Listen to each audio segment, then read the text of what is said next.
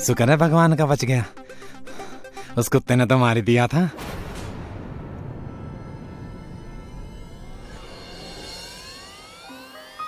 वो तो लाश लग रही है। Hello police.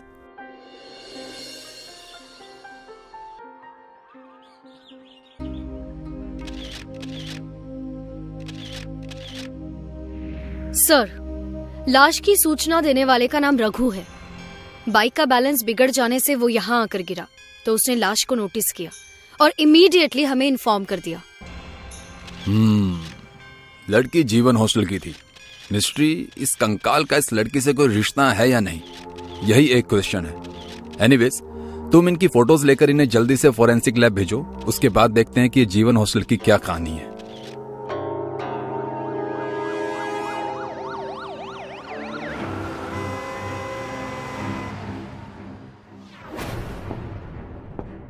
हेलो रिधिमा जी, क्या हम अंदर आ सकते हैं?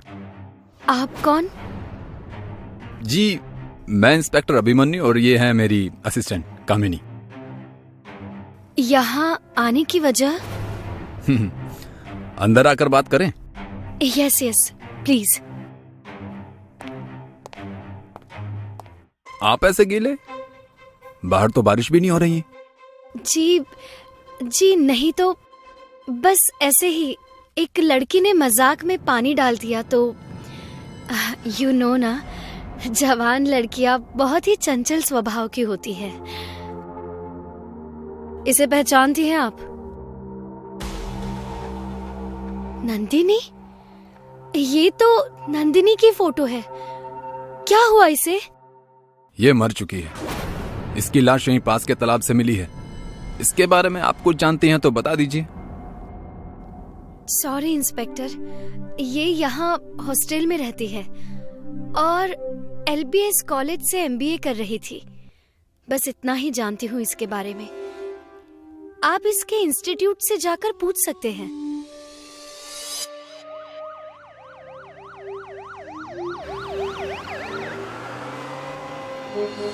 नहीं सर, वो हमारी दोस्त जरूर थी, पर कॉलेज खत्म होते ही वो सीधे अपने हॉस्टल चली जाती थी।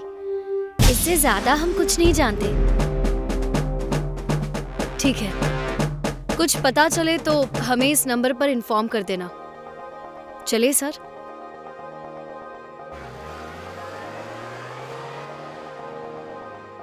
कामिनी, तुम्हें नहीं लगता वो लड़की कुछ छुपा रही है? क्या बात है, आपको कैसे पता चला सर? तुमसे बात करते हुए वो टेंशन में थी। अरे वाह सर, मैं तो नोटिस ही नहीं कर पाई ये सब। आपने कैसे कर लिया सर? अपना तो ऐसे ही है। बाय द वे, उसकी CDR भी निकलवाओ।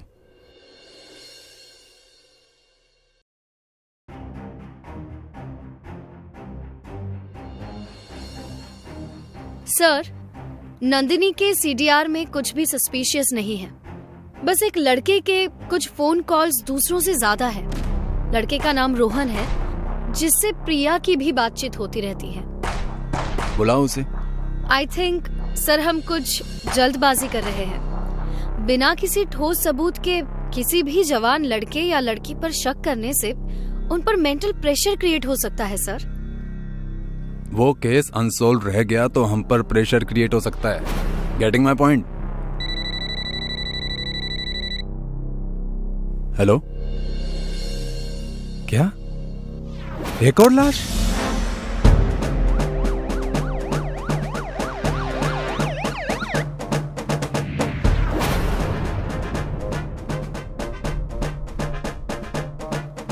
सर, ये तालाब तो खूनी तालाब बनता जा रहा है और इस लड़की की उम्र तो नंदिनी जितनी ही लग रही है। सर, कहीं ये भी जीवन हॉस्टल और LBS कॉलेज से तो नहीं है? हो सकता है। कहिए इंस्पेक्टर, अब क्यों बुलाया है? वो तो बता देंगे, पर आपके हाथ पर ये चोट कैसी? फ्रूट काटते समय चाकू लग गया था। क्या आप इसे पहचानती हैं? ये तो दिव्या है, प्रिया के रूममेट और क्लासमेट भी। प्रिया कौन है? सर, मैं हूँ प्रिया। लास्ट टाइम जब तुम्हें कॉलेज में मिले थे तब तुमने क्यों नहीं बताया कि तुम जीवन हॉस्टल में ही रहती हो?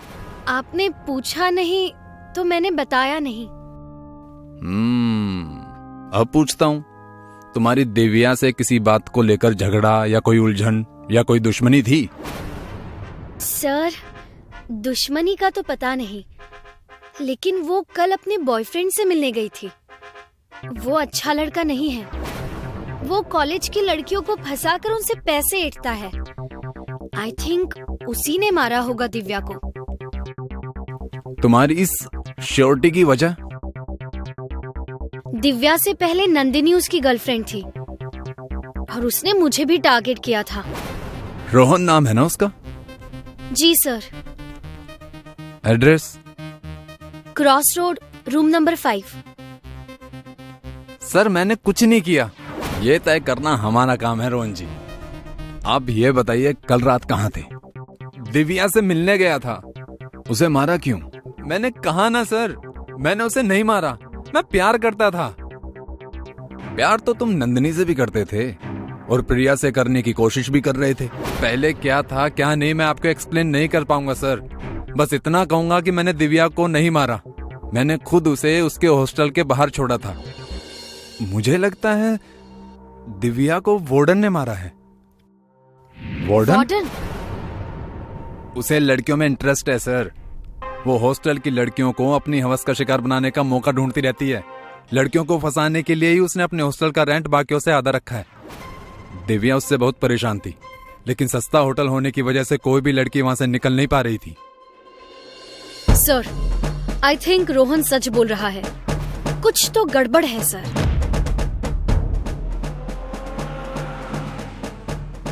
कहाँ निकलने की तैयारी है वार्डन जी? देखिए, अभी मुझे बहुत काम है, सो प्लीज आप लोग बाद में अपनी इन्वेस्टिगेशन करिएगा। अभी मैं ट्रेकिंग पर जा रही हूँ। ट्रैकिंग इस इन्वेस्टिगेशन से ज्यादा जरूरी नहीं है रिधिमा जी। एक कंकाल 2 लाशें बरामद हुई हैं जिनका संबंध आपके हॉस्टल से है। एक क्वेश्चन है आपके लिए। आपका इंटरेस्ट लड़कियों में है? ये क्या बकवास कर रही हैं आप? ठीक है, अगर आप कहती हैं कि ये बकवास है तो प्लीज, जब हम आपसे मिलने आए थे तब आप भीगे हुए थे और नेक्स्ट टाइम आपके हाथ में चोट लगी थी, उसका सच बताइए। वो हाथ फ्रूट काटते समय चाकू से कट गया था और ये मैं आपको पहले ही बता चुकी हूँ। और भीगने का भी सच मैंने बताया था कि एक लड़की ने मुझ पर पानी गिराया था। लड़की का नाम शालिनी। रिधिमा मैडम सच कह रही है सर, मैंने ही इन पर पानी फेंका था। ये मेरे करीब आने की कोशिश कर रही थी। आई एम सॉरी, मुझे माफ कर दो।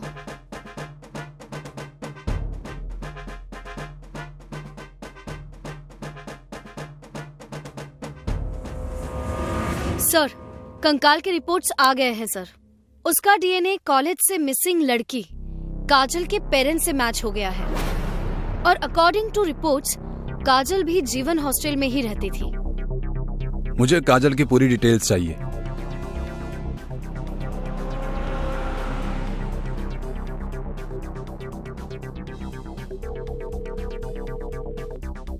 हाँ प्रिया, बोलो। सर, मैंने आपसे एक बात छुपाई थी।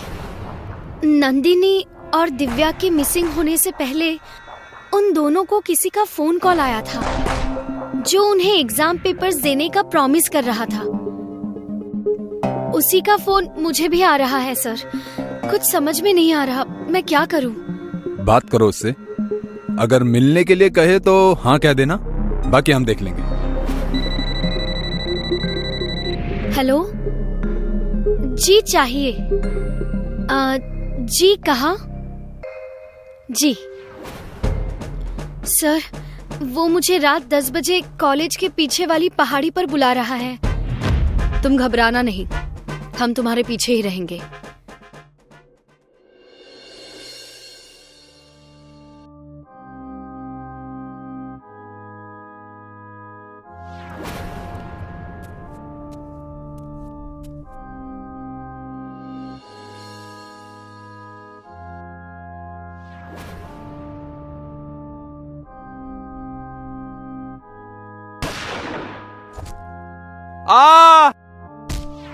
श्याम जी, ये तो हमारे कॉलेज के सिक्योरिटी गार्ड है। सिक्योरिटी के काम की आड़ में खूनी पहली बार देखा है। जो भी कहानी है सुना डाल। मैंने जिन्हें भी मारा है वो इंसान नहीं, दरिंदे थे। उन्होंने मेरी फूल सी बच्ची काजल को मारा था। मुझे अच्छे से याद है वो दिन। काजल मुझसे फोन पर बात कर रही थी, तभी वह नंदिनी, दिव्या और प्रिया ने काजल से फोन छीन कर साइड में रख दिया, लेकिन फोन अभी कटा नहीं था। उसके बाद इसने और इसकी सहेलियों ने रैगिंग के नाम पर प्रिया के कपड़े तक उतरवा दिए। और जब उसने पुलिस की धमकी दी तो तीनों हैवानों ने मिलकर उसे जान से मार डाला और लाश को कहीं छुपा दिया। अपनी बेटी के मौत का बदला लेने के लिए मैंने कॉलेज में गार्ड की जो पकड़ ली और एग्जाम पेपर्स के बहाने एक एक करके सबको मारने लगा। लेकिन मुझे क्या पता था, उसके कातिलों को मैं जिस तालाब में फेंक रहा हूँ वही तालाब ने मेरी काजल को खुद में संभाला हुआ है। बाबा, आपने जो भी किया वो तरीका गलत है। आपको पुलिस में कंप्लेंट करके केस लड़ना चाहिए था।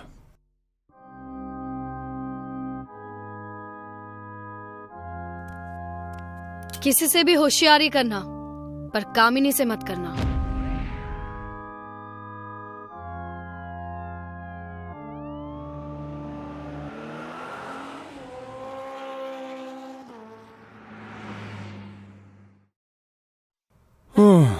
थैंक गॉड ये केस सॉल्व हो गया। मेरे साथ काम करेंगे तो केस कभी अधूरी नहीं छूटेगी सर। आप तो सचमुच में खास हैं। अपना तो ऐसा ही है सर।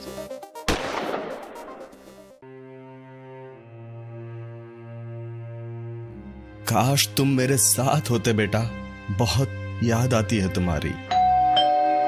इतनी रात गए कौन हो सकता है? तुम? नमस्ते ससुर जी। अरे अरे, तुम अंदर क्यों चली आ रही हो? और कौन ससुर जी? किसके ससुर जी? कौन हो भाई तुम? यादाश्त तो ठीक है ना आपकी ससुर जी? मैं पायल, आपकी बहू। और कौन?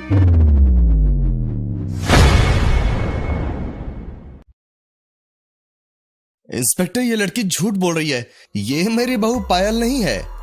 अगर ये झूठ है ससुर जी तो कह दीजिए, अभय और मेरी शादी दिल्ली में हुई थी। ये भी झूठ है। दिल्ली? पकड़ा, झूठ पकड़ा इंस्पेक्टर। अभय और पायल की शादी दिल्ली में नहीं, मेरठ में हुई थी। इसका झूठ पकड़ा गया इंस्पेक्टर। ठीक है मनोहर जी, शादी के फोटोग्राफ्स दिखा दीजिए जिससे आपकी बात प्रूव हो सके। फोटोग्राफ्स? फोटोग्राफ्स तो नहीं है इंस्पेक्टर। दरअसल उनकी शादी मंदिर में हुई थी। सब कुछ इतना जल्दी हुआ था कि कैमरामैन बुला ही नहीं पाए। लेकिन मेरे बेटे के मोबाइल से एक फोटो खींची गई थी, वो उसके कमरे में है। चलकर देख लीजिए। देखिए इंस्पेक्टर, ये रही। ये क्या? इस फोटो में ये लड़की कैसे आ गई? मनोहर जी, इस फोटो में तो आपके बेटे के साथ ये लड़की पायल है, हैं? आह, आह, आह। मनोहर जी, आप बात करने की हालत में हैं क्या? जी कर सकता हूँ। मनोहर जी, अगर ये नकली पायल है तो असली पायल कहाँ है? और जी इंस्पेक्टर, शादी के कुछ दिनों बाद ही पायल ने अपने रंग दिखाने शुरू कर दिए थे। वो हर छोटी बात पर झगड़ा लेकर बैठ जाती थी और एक दिन अचानक वो एक लेटर छोड़कर अपने किसी यार के साथ गायब हो गई। लेकिन उसके परिवार ने हमारे खिलाफ पायल को गायब और मारने की झूठी रिपोर्ट दर्ज करवा दी। पुलिस आए दिन अभय को परेशान कर रही थी। अपनी बदनामी और कोर्ट कचहरी से तंग आकर उसने एक दिन खुद को आग लगा ली। सच ये नहीं है सर। सच ये है कि अभय और मैं नदी किनारे घूमने गए थे, जहाँ पर फिसल जाने से उनकी मौत हो गई थी। उन्हें अपने मरने की इंट्यूशन शायद पहले ही हो गई थी। इसीलिए उसने अपने मरने के कुछ दिन पहले ही घर और जमीन सब कुछ मेरे नाम कर दिया है। शायद इसीलिए ससुर जी मुझे जायदाद से बेदखल करने के लिए ये सब कर रहे हैं। खामोश हो जा लड़की, नहीं तो मैं तेरा मुंह नोच लूंगा। इंस्पेक्टर साहब, ये लड़की झूठ पर झूठ बोली जा रही है। मेरे बेटे ने कोई घर जमीन इसके नाम नहीं किया। विश्वास कीजिए मेरा इंस्पेक्टर, मेरे पास इसे झूठ साबित करने के लिए एक पक्का ठोस सबूत है सर। दिखाइए। उसके लिए कहीं जाना पड़ेगा। इस गली में हमारे घर की पुरानी नौकरानी बसंती रहती है। वो इस झूठी पायल का नकली नकाब नोच डालेगी।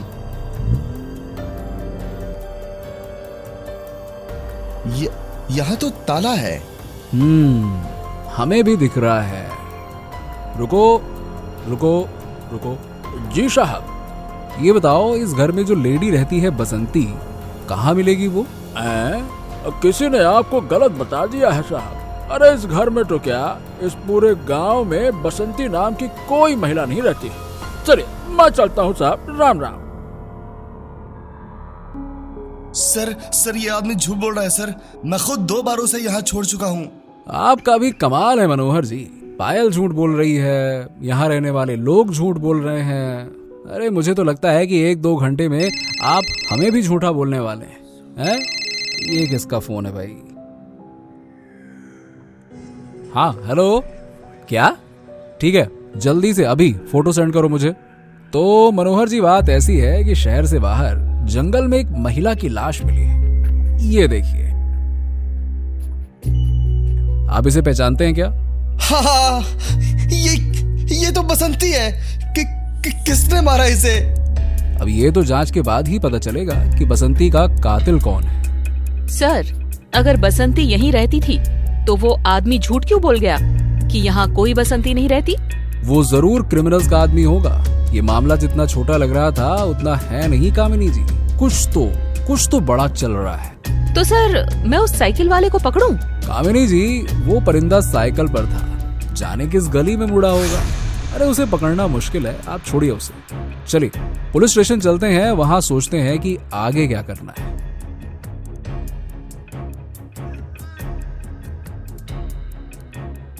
इंस्पेक्टर, एक और तरीका है पायल का सच जानने का।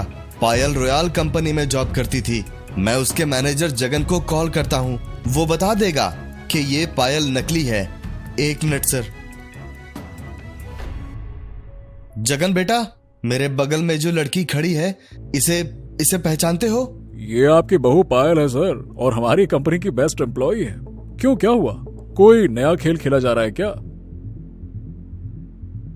हे भगवान, ये क्या हो रहा है? एक आदमी पूरी दुनिया खो दे सकता है, लेकिन माँ बाप को नहीं। इंस्पेक्टर, आप पायल के माता पिता को बुलाइए।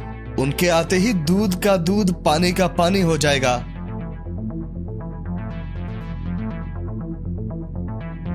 कहिए इंस्पेक्टर, क्यों बुलाया आपने?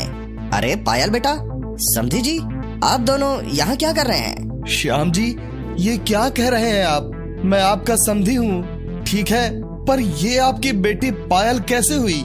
ये कैसा बेहुदा मजाक है मनोहर जी? पायल मेरी बेटी है तो बेटी है, कैसे हुई का क्या मतलब?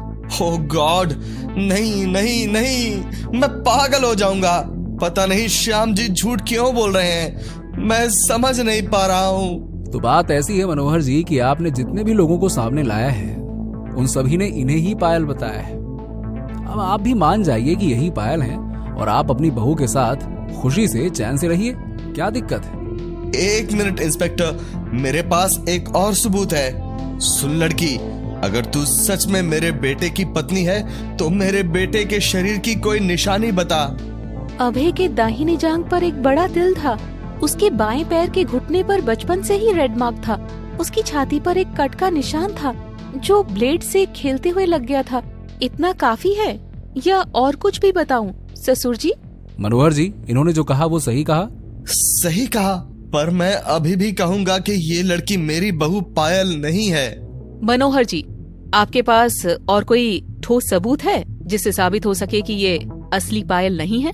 मेरे पास अभी भी एक आखिरी और सबसे ठोस सबूत है, और वो है पंडित गोपाल दास, जिसने अभय और पायल की शादी कराई थी। मैं उन्हें कॉल करता हूँ। हेलो पंडित जी, आप एमजी रोड पुलिस स्टेशन आ सकते हैं? जी जी जी। इंस्पेक्टर साहब, पंडित जी कल सुबह 9 बजे आ जाएंगे।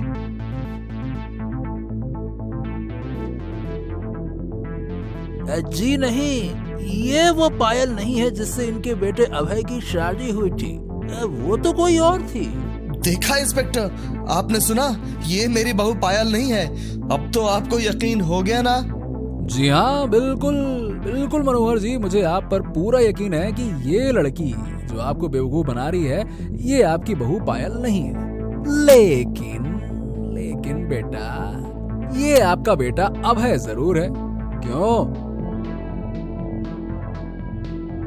बसंती, तुम जिंदा हो? क्यों? इसे जिंदा देख हैरान हो गए तुम दोनों? कुछ समझ आया या नहीं? अरे मैं समझाता हूँ ना। तो मनोहर जी, बात ऐसी है कि आपके प्रिय बेटे ने पायल को जलाकर मार डाला और उसे कहीं दफना दिया। इस बीच पायल के माता पिता ने आपके बेटे पर पायल को गायब करने और मारने का केस दर्ज कर दिया। अब इससे छुटकारा पाने के लिए तुम बाप बेटे ने किसी XYZ की बॉडी को जलाकर उसे अभय की लाश प्रूफ कर दिया।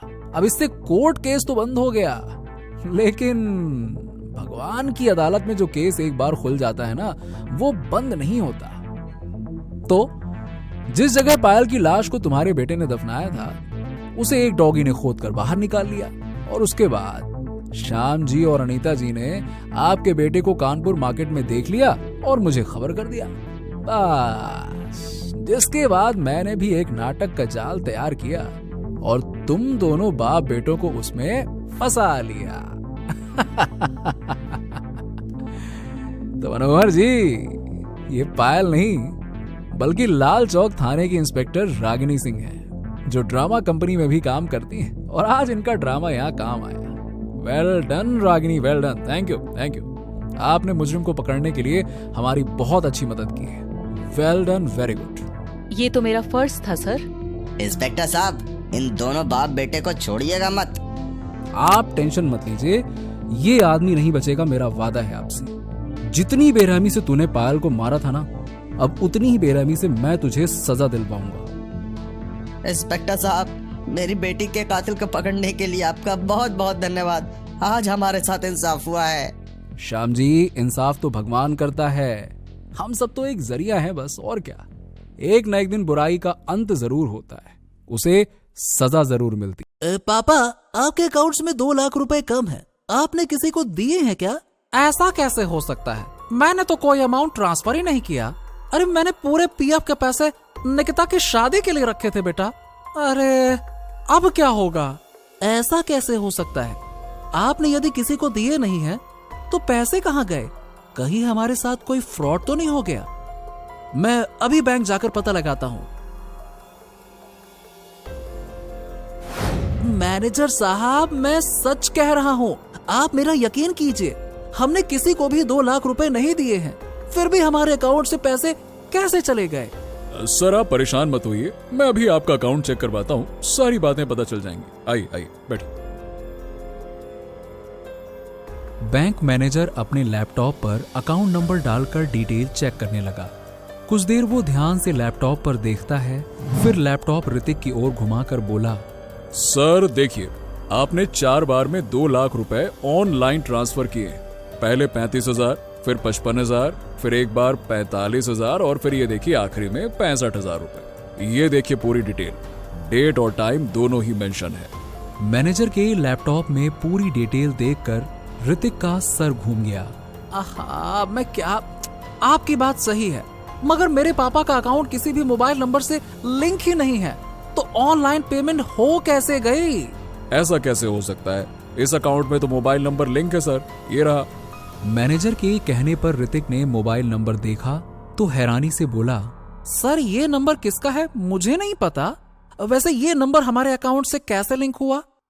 ऋतिक की बात सुनकर मैनेजर भी चकरा गया और बोला, सर लगता है आपके साथ साइबर क्राइम हुआ है, आपको पुलिस के पास जाना होगा। मैनेजर के कहने पर ऋतिक तुरंत पुलिस स्टेशन पहुंचा। सर अब आप ही हमें बचा सकते हैं। प्लीज, मेरी बहन की शादी है और हमारे सारे पैसे लूट लिए गए हैं। कुछ कीजिए सर, कुछ कीजिए। अरे अरे अरे अरे अरे, जरा शांति से बैठो, बैठो बैठो, ये लो पानी पियो। अब पूरी बात आराम से बताओ, क्या होगी बताओ। इंस्पेक्टर राठौर के समझाने पर ऋतिक कुछ देर खामोशी से बैठ जाता है और फिर उसके बाद ऋतिक ने उन्हें सारी बातें अच्छे से बताई। गजब चालबाजी है भाई, पहली बार सुनने में आ रहा है कि मोबाइल नंबर लिंक नहीं है और उसके बावजूद भी पैसा अकाउंट से गायब हो गया। वाह, क्या तेज लोग हैं यार। तो भैया ऐसा है कि ये मामला साइबर क्राइम का नहीं बल्कि क्राइम का है। आप एक काम करिए, मुझे वो नंबर दीजिए जो आपके अकाउंट से लिंक हो गया है। अब यही नंबर इस पूरे खेल से पर्दा उठाएगा। इंस्पेक्टर राठौर के मांगने पर ऋतिक ने वो नंबर इंस्पेक्टर राठौर को दे दिया। इंस्पेक्टर राठौर ने कामिनी जी की ओर देखकर वो नंबर उनकी ओर बढ़ा दिया। कामिनी जी ने तुरंत वो नंबर लिया और टेलीकॉम डिपार्टमेंट से उस नंबर के ओनर का पता किया। नंबर एक सब्जी वाले का निकला। राठौर कामिनी जी के साथ तुरंत सब्जी वाले के पास पूछताछ के लिए पहुंच गए। हाँ सब्जी वाले भैया, हाँ भाई साहब, महाराज जरा ये नंबर बा तो देखो, ये तुम्हारा है का? है कैसन बात कर रहे हैं बाबूजी, रोड पर सब्जी बेचता हूँ। 2 वक्त का खाना ठीक तरह से नसीब हो ही जाए, वो है हमारे लिए बड़ी बात है। अरे ना हमारे पास कोनो फोन है और ना ही कोई नंबर। अरे ये सब तो अमीरन का चोचला है बाबूजी, हम कहाँ। इंस्पेक्टर राठौर को उसकी बात पर यकीन नहीं हुआ, इसीलिए इंस्पेक्टर राठौर ने अपने 2 आदमियों को सब्जी वाले के पीछे लगा दिया। उन लोगों ने भी आकर बताया कि वो तो बहुत ही गरीब इंसान है, सब्जी वाला अपनी जरूरतें भी पूरी नहीं कर पा रहा है। अब इंस्पेक्टर राठौर सोच में पड़ गए क्योंकि ये क्राइम बहुत सोच समझ कर किया गया था। तो कामिनी जी, अब सीधा मैनेजर साहब को बुलवाइए आप, अब तो उनसे ही पूछताछ करनी होगी, बुलवाइए। इंस्पेक्टर राठौर के बुलाने पर मैनेजर वहां पर आ गए। बताइए सर, मैं आपकी क्या मदद कर सकता हूँ? देखिए, आपके बैंक के खिलाफ एक FIR दर्ज हुई है, तो उसी सिलसिले में आपको यहाँ बुलाया है। मुद्दा ये है साहब, अब इस पूरे कांड में आपके बैंक का अंदर वाला भी कोई शामिल है। क्योंकि अकाउंट किसी और का, मोबाइल नंबर किसी और का, लिंक कैसे हो गया मैनेजर साहब? हैं? कैसे हो गई इतनी बड़ी लापरवाही? अब सर मैं मानता हूँ कि हमारे स्टाफ से गलती हो गई, मगर प्लीज सर इस बात को यहीं दबा दीजिए, और वरना हमारे बैंक की बहुत बदनामी हो जाएगी। आपके बैंक की बदनामी किसी के जीवन भर की जमा पूंजी से ज्यादा बढ़कर नहीं है मैनेजर साहब। आप जल्दी अपने बैंक का इंटरनल ऑडिट कीजिए और ऐसे छोटे मोटे खातों में लिंक्ड नंबर की पूरी तरह से जांच कीजिए। आशा है आप हमारी जांच में पूरा सहयोग देंगे ना? सर, हम लोग जनता की सेवा के लिए ही हैं, आपकी मदद करके हमें खुशी होगी। इसी खुशी में एक और बात सुनिए, आपकी टीम के साथ हमारी टीम लीडर कामिनी जी भी आपके साथ रहेंगी, है ना? कामिनी जी, बैंक मैनेजर और एक CA मिलकर बैंक का इंटरनल ऑडिट कर रहे थे। तभी एक व्यक्ति उनसे मिलने आया और उसने भी अपने अकाउंट से 1.5 लाख रुपए गायब होने की शिकायत दर्ज कराई। मैनेजर ने तुरंत उसका अकाउंट चेक किया और अकाउंट से लिंक मोबाइल नंबर उस व्यक्ति को बताया, तो उस व्यक्ति ने भी साफ मना कर दिया कि ये नंबर उसका नहीं है। अब मैनेजर भी परेशान हो गया था क्योंकि ये उसके बैंक का दूसरा केस सामने आया था जिसमें एक और अकाउंट होल्डर के साथ सेम फ्रॉड हुआ। उन्होंने तुरंत इंस्पेक्टर राठौड़ को इस बारे में बताया। वो नंबर चेक किया गया तो वो नंबर बैंक के प्यून के नाम से रजिस्टर था। इंस्पेक्टर राठौड़ और मैनेजर ने जब बैंक के प्यून को बुलाकर पूछताछ की तो वो नंबर उसका नहीं था। इंस्पेक्टर राठौड़ और मैनेजर दोनों हैरान परेशान होकर एक दूसरे की ओर देख रहे थे। अब तो ये बात साफ है कि इसमें बैंक का कोई बड़ा अधिकारी मिला हुआ है। क्यों मैनेजर साहब, कहीं आप तो इन सब में शामिल नहीं है? सर, ये आप कैसी बातें कर रहे हैं? मुझे तो इस बारे में कुछ पता ही नहीं है। वाह मैनेजर साहब वाह, आपके नाक के नीचे इतना बड़ा स्कैम हो गया और आपको कुछ पता ही नहीं है। सुनिए, अब तुरंत आपके सारे बैंक अकाउंट से लिंक नंबर की जांच करिए, वो उसके ओनर के हैं या नहीं है पता करिए आप, और जो मोबाइल नंबर उसके ओनर के नहीं है उस अकाउंट को कुछ समय के लिए सीज कर दीजिए। और कामिनी जी, आप एक लिस्ट बनाइए जिनके भी अकाउंट से इस 1 साल में पैसे निकाले गए हैं, किस अकाउंट में गए हैं और कहां से ट्रांसफर हुए हैं, सबकी लिस्ट बनाइए। इसके अलावा ओ मैनेजर साहब, इधर देखिए आप, आपके बैंक के वॉलेट में कब कब चेकिंग होती है और कितने लोग होते हैं वो बताइए आप। ये आप कैसी बातें कर रहे हैं सर? अकाउंट सीज कर दीजिए। अरे मेरे बैंक का नाम खराब हो जाएगा सर। गजब आदमी हो यार आप, आपको आपके नाम की पड़ी है और यहाँ लोगों की मेहनत का पैसा जो खतरे में है उसका क्या? जो पूछा है उसका ठीक ठीक जवाब दीजिए आप, बताइए। अब देखिए सर, मैं महीने में पहले रविवार को अकेले ही आकर पूरे बैंक को अच्छे से चेक करता हूँ, वॉल्ट और सिक्योरिटी दोनों। और वैसे भी पैसे ना तो वॉल्ट से चोरी हुए हैं ना ही सिक्योरिटी तोड़ के। हाँ, वो हमें भी पता है, लेकिन क्राइम को हर एक एंगल से इन्वेस्टिगेट करना पड़ता है। वैसे थैंक यू कोऑपरेट करने के लिए। इसके बाद इंस्पेक्टर राठौड़ के कहने पर जब जांच की गई तो कई सारे ऐसे अकाउंट हैं जिन पर अलग अलग लोगों के नंबर लिंक थे। ये नंबर भी ऐसे लोगों के नाम पर रजिस्टर थे जो कभी मोबाइल भी अफोर्ड नहीं कर सकते थे। मगर सबसे बड़ा सवाल था कि इन सब के पीछे किसका हाथ है। जांच के बाद एक पुलिस वाला राठौड़ के पास एक रिपोर्ट लेकर आता है और उनको देकर चला जाता है और राठौड़ रिपोर्ट को पढ़ने लगते हैं और कुछ सोच रहे होते हैं। तभी कामिनी जी राठौड़ को परेशान देखकर कहती हैं, सर, आपको क्या लगता है इस पूरे वारदात के पीछे किसका हाथ होगा? क्योंकि जो कोई भी है वो बहुत बड़ा मास्टरमाइंड है। इतनी सफाई से क्राइम किया है कि कोई क्लू ही नहीं है। कामिनी जी, क्राइम करने वाला कितना ही शातिर क्यों ना हो, कोई ना कोई सुराग तो जरूर छोड़ता है। ये देखिए, इस क्राइम का क्लू ये रहा। कहते हुए इंस्पेक्टर राठौड़ ने रिपोर्ट कामिनी जी की ओर बढ़ा दी, जिसे देखते ही कामिनी हैरान रह गई और मुस्कुराते हुए बोली, सर, आप कमाल हैं, कैसे कर लेते हैं आप ये सब कुछ? अपना तो ऐसा ही है। अब तुम्हें पता है ना तुम्हें क्या करना है। जी सर, मुझे सब पता है। कहकर कामिनी और राठौड़ दोनों बैंक जाते हैं और वहां काम करने वालों से लेकर मैनेजर को सबको एक कैबिन में बुलवाते हैं। अब ये सब कुछ क्या है सर? आप मेरे बैंक में हुए क्राइम के क्रिमिनल को तो ढूंढ नहीं रहे, उल्टा आप मेरे बैंक में आकर एम्प्लॉयज को अलग परेशान कर रहे हैं। क्या आप जानना नहीं चाहेंगे कि आपका मुजरिम कौन है? आखिर कौन है वो मास्टरमाइंड? हाँ, जरूर जानना चाहते हैं, लेकिन आपने तो सभी को ऐसे बुलाया जैसे सारे के सारे चोर हैं। आप सभी को इसीलिए बुलाया है क्योंकि मुजरिम आप सब में से ही कोई है। कौन है? आप बस नाम बताओ सर, मैं उसको अभी जॉब से निकाल दूंगा। अरे मासूम गरीबों का पैसा कौन खा रहा है? अरे कौन है तुम लोगों में से?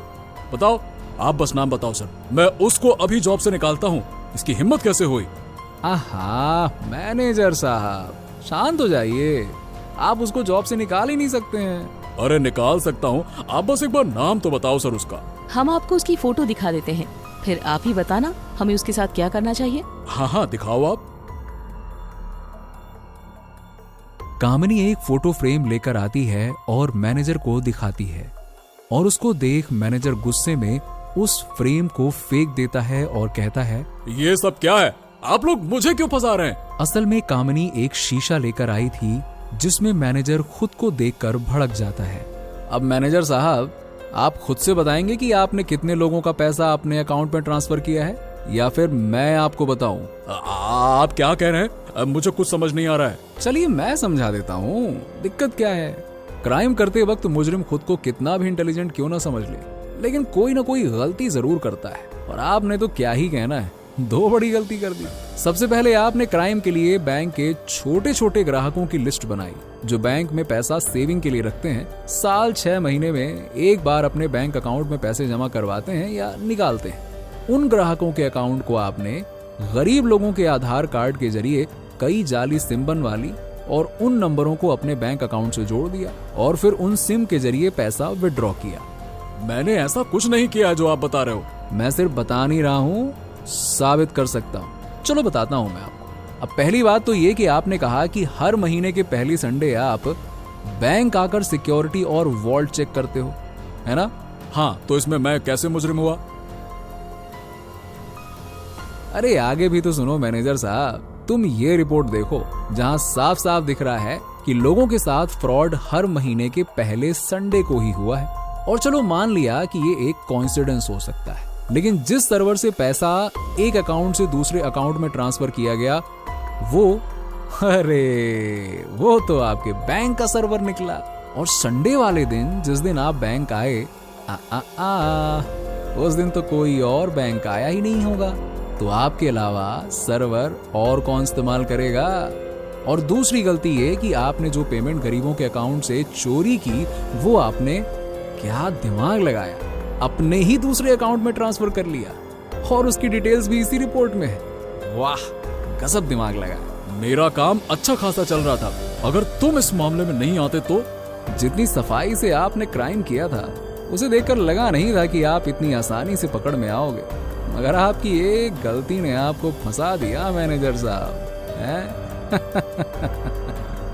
कहते हुए इंस्पेक्टर राठौड़ हंस रहे थे और दूसरा पुलिस वाला मैनेजर को पकड़ लेता है। सर, आप कमाल है, इतने छोटे से लूप होल से आपने क्रिमिनल को पकड़ लिया। अपना तो ऐसा ही है कामिनी जी।